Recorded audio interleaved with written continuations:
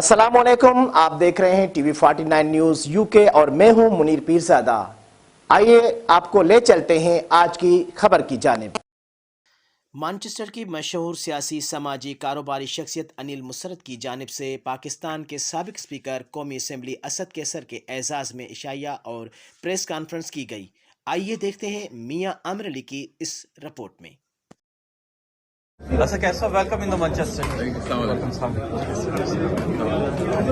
सबसे पहले तो मैं आप सब मीडिया का शुक्रिया अदा करता हूँ और मैं ये अपने लिए एजाज़ समझता हूँ कि जब भी मैं यूके आया हूँ तो अनिल भाई ने आप लोगों के साथ हमारी इंटरेक्शन रखी है और पाकिस्तानी कम्युनिटी के साथ भी हमारी इंटरेक्शन रखी है। तो मैं अनिल भाई और उसकी भाई नबील और जो हमारे पीटीआई के यहाँ दीगर उहदेदार सबका शुक्रिया अदा करता हूँ। हमने अपने अहदाफ तक पहुँचना है। हमारा टारगेट है कि इलेक्शन हो और ये सूरत हाल अभी फौरी इलेक्शन के अलावा इसका कोई हल नहीं है, सिर्फ वाहिद हल है फौरी इलेक्शन। अभी हमारी जद्दोजहद आपके सामने है।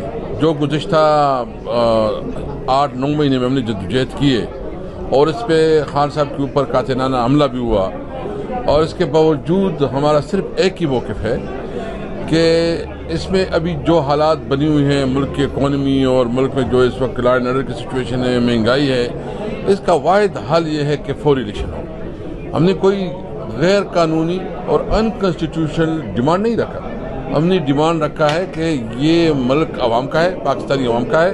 पाकिस्तानी अवाम का ये मैंडेट है कि वो अपना फैसला करे कि किसको लीडरशिप दे, किसको जो है ना वो मुल्क के इख्तियार संभालने का अथॉरिटी देते हैं। तो इसलिए हमारा सिर्फ मुतालबा है। तो ये हमने पंजाब असम्बली तो तहलील कर दी है और चंद दिनों में केपी असम्बली भी तहलील होगी। लेकिन एक बात बिल्कुल वाज़ेह है, अगर पंजाब असम्बली और केपी असम्बली तहलील होती है तो कौमी असम्बली की कोई जवाब नहीं रहती। नंबर 1 तो इनके जो है ना इनके पास अददी बरतरी भी हासिल नहीं है, क्योंकि अभी MQM हो सकता है उसने कोई फैसला किया होगा और उन्होंने जो अपने कंसर्न शुरू के बाद तो खुद ब खुद कौमी असम्बली भी इसकी अक्सरियत ख़त्म हो जाती है। तो जब 2 बड़ी सूबों में इंतखाब होंगे तो कैसे कौमी असम्बली का इंतखाब नहीं होगा। और मुझे समझ नहीं आ रही है कि अगर ये समझते हैं कि ये अवाम में पॉपुलर नहीं है, अवाम का सामना नहीं कर सकती, तो फिर हुकूमत पे क्यों रह रहे हैं। जब आप अवाम आपको पसंद नहीं करती, आप अवाम का सामना नहीं कर सकते, अवामी मैंडेट आपके पास नहीं है, तो फिर कैसे आप हुकूमत में रहते हैं। होती सबसे पहले तो मॉरल अथॉरिटी होती है और लीगल अथॉरिटी होती है। न इनके पास मॉरल अथॉरिटी है न इनके पास लीगल अथॉरिटी है। इसलिए मैं मुतालबा करूँगा कि शहबाज शरीफ पूरी तौर पर इस्तीफ़ा दे दें, असम्बली को डिज़ोल्व करे और फ्रेश इलेक्शन की तरफ जाए ताकि अवाम फैसला करे कि इस क्राइसिस से इस मुल्क को कैसे निकाला जाए। मुझे बताया कि 76 साल एक सीनियर तरीन पार्लियामेंटेरियन जो सेनेट का मेंबर भी है, इनके ऊपर जो तशद्दुद हुआ, जो इसके साथ एक गैर अखलाकी तरीके से इनका इंसल्ट हुआ, ये पूरे माशरे के लिए एक बहुत बड़ा सवालिया निशान है।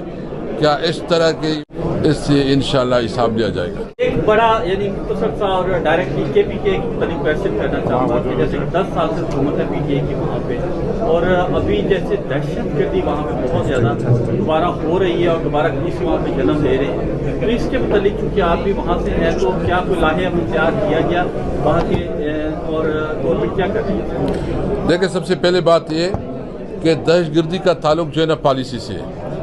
यानी आप देखें जब हमारी हुकूमत थी तो कोई ड्रोन अटैक नहीं हुआ, धमाके ख़त्म हो गए थे, खुदकश धमाके ख़त्म हो गए।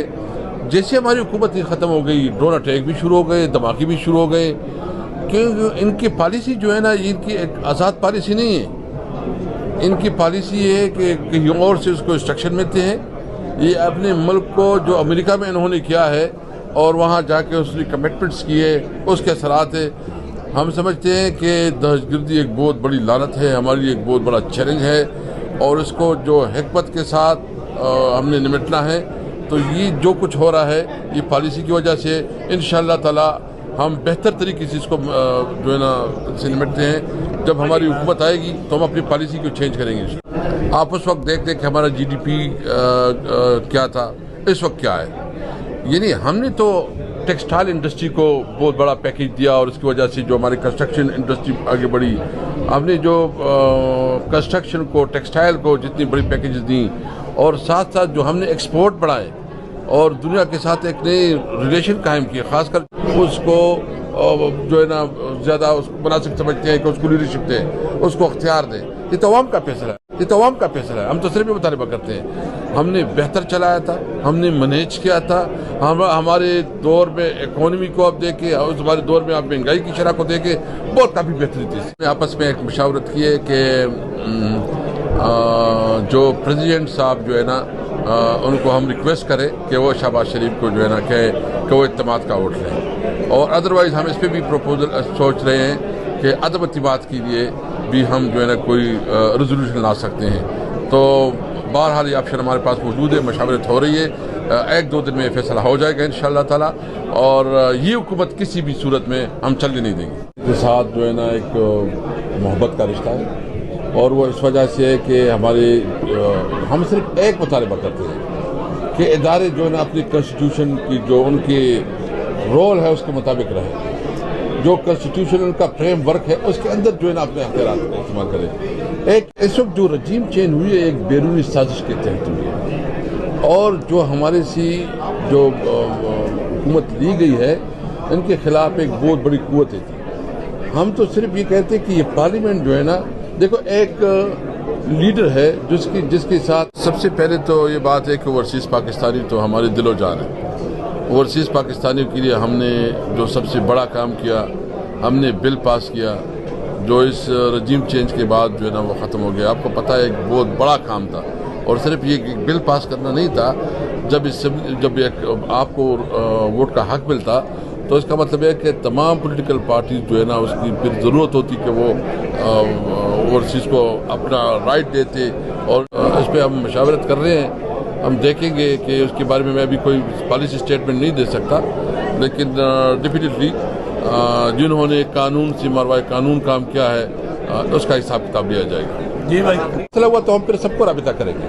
لیکن ایک بات کلیئر ہے، ہم صدر صاحب کو ریکویسٹ کریں گے کہ وہ وزیر اعظم سے کہہ دے کہ وہ اعتماد کا ووٹ لیں. نمبر 1 نہیں ہوتا تو ہم عدم اعتماد پہ بھی سوچیں گے، اور اس کے لیے پھر ہم دیگر پارٹیوں اور دیگر الائنس بھی رابطہ کریں گے. Thank you. رپورٹ میاں امیر علی، مانچسٹر، UK.